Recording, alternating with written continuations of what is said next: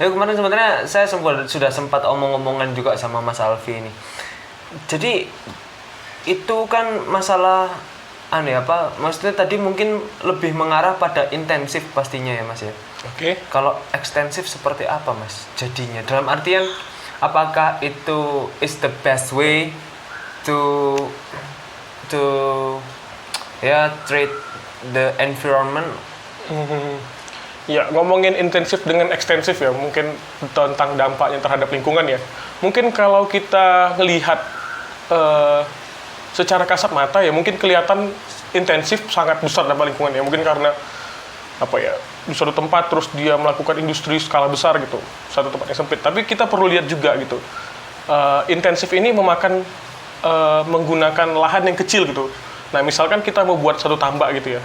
Satu tambak di daerah, ya tambak kan seperti biasa ya di daerah estuari ya, yang artinya biasanya umumnya tempat-tempatnya mangrove gitu kan ya. Nah, ketika kita membuat pilihan untuk memilih untuk membuat tambak intensif, nah mungkin kita hanya butuh 1 hektar untuk produksi mungkin 40 sampai 50 metrik ton ya. Nah, tapi kalau kita di situ memilih untuk membuat tambak ekstensif yang katanya lagi banyak digemborkan ya, tambak ekstensif terus berasosiasi dengan mangrove segala macam ya. Nah, itu kita mungkin butuh 5 sampai 10 kali lipat dari luas lahannya, yang artinya yang tadinya kita cuma merusak lahan mangrove 1 hektar. Nah, ketika kita membuat pilihan untuk membuat dia ekstensif, kita bisa merusak lahan mangrove bisa 5 sampai 10 hektar kan gitu ya. Nah, itu jadi sebenarnya kita juga perlu gitu untuk mengkaji lebih jauh, jangan hanya melihat dampaknya secara linear gitu ya. Karena memang dampak lainnya juga banyak gitu. Yang artinya tadi 5 sampai 10 hektar lahan mangrove itu ya bisa jadi perlahan-lahan rusak juga kan gitu. Yang namanya udah dilakukan aktivitas manusia ya udah nggak normal lagi kan gitu. Nggak suci lah. Ya udah nggak suci lagi dia. Gitu kira-kira. Jadi ya itu. Belum tentu jadi intensif itu berdosa ya. Yang penting menurut saya itu budidaya itu bertanggung jawab gitu ya. Jadi dia tahu apa yang dia masukkan ke lingkungan, dan dia tahu apa yang akan dia keluarkan ke lingkungan gitu loh. Jadi dia mengambil sesuatu dari lingkungan, dia juga mengeluarkan sesuatu dari lingkungan yang dilakukan secara bertanggung jawab gitu ya. Mungkin itu kuncinya kalau mau sustainable ya. Kan biasanya ini ya, saya kan biasanya mengamati itu ketika suatu instansi itu tidak bisa menutupi dosanya begitu ya. Dalam artian let's say kita bicara terkait supermarket. Adanya supermarket itu kan pasti dia memproduksi plastik, pasti. Okay. Dia akan memicu orang itu menggunakan plastik sekali pakai, kan begitu. Dalam artian pasti setiap tahunnya dia akan merusak lingkungan sesuai dengan apa yang dia keluarkan, yaitu plastik itu tadi. Nah, biasanya itu karena dia itu sudah berdosa dan tidak bisa menutupi itu, akhirnya mereka itu akan membuat program-program lingkungan. Gitu, katakan dia akan membayar yayasan-yayasan yang bisa untuk menanam pohon.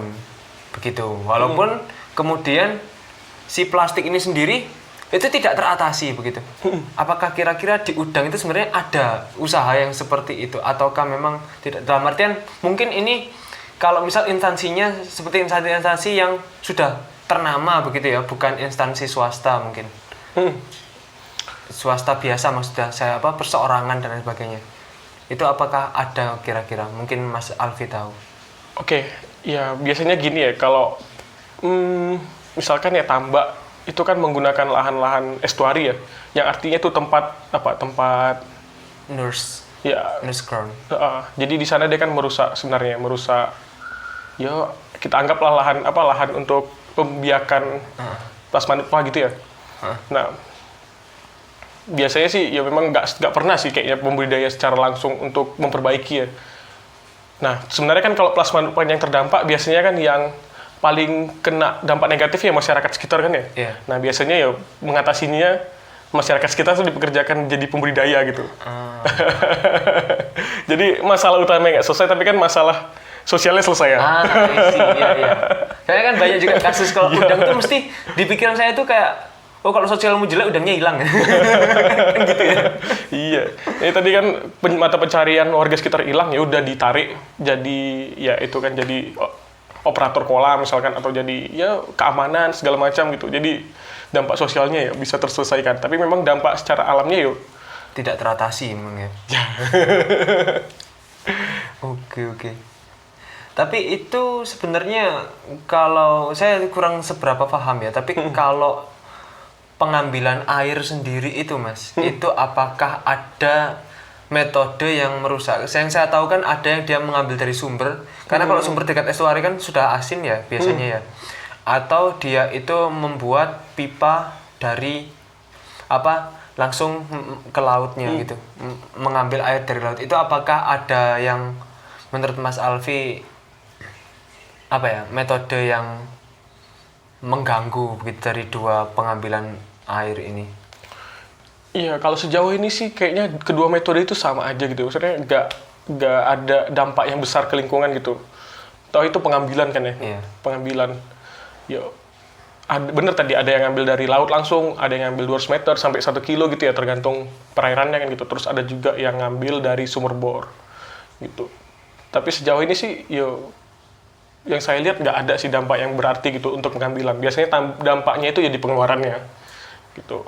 Karena kan kalau misal katakan tambak itu kan biasanya langsung satu kawasan itu kan tambak semua gitu. Betul. Itu apakah ketika dia mengambil air bor itu kan biasanya air bor kan ada batasnya ya kalau saya enggak. Ya, sebenarnya mungkin kalau ditinjau lebih jauh ya ada ya ini bukan keahlian saya, tapi yang saya tahu ketika air tanah diambil secara masif itu bisa menyebabkan penurunan katanya ya. Cuman itu saya belum tahu kajiannya seperti apa gitu ya. Nah, itu mungkin bisa jadi concern teman-teman yang lain gitu, yang mungkin teknik lingkungan atau orang-orang yang concern di coastal gitu ya.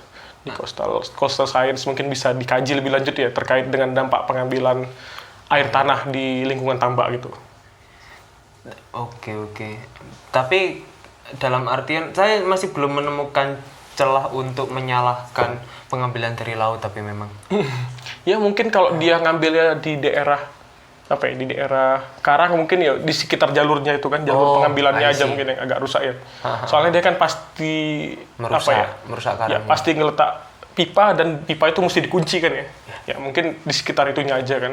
Jadi mungkin selebar 1 meter gitu ya, selebar 1 meter, sepanjang 1 kilo itu mungkin rusak gitu. Tapi di sekitar itu aja mungkin yang dirusaknya.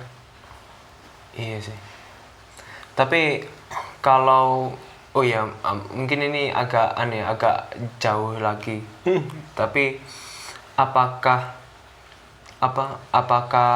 ada perbedaan nih, kalau nggak tahu Mas Alfi sudah pernah memperhatikan atau enggak, tapi apakah ada perbedaan dari ini Mas, dari tambak-tambak yang dia itu di sekitar pantai yang dia notabene-nya pantai dangkal, sama dia langsung palung, dalam artian seperti kayak Jawa ya, itu antara yang selatan sama yang utara gitu. Itu apakah? Kalau perbedaan paling gampangnya sih sering nggaknya ganti pipa itu. Pantai selatan biasanya setiap siklus hilang pipanya. Iya.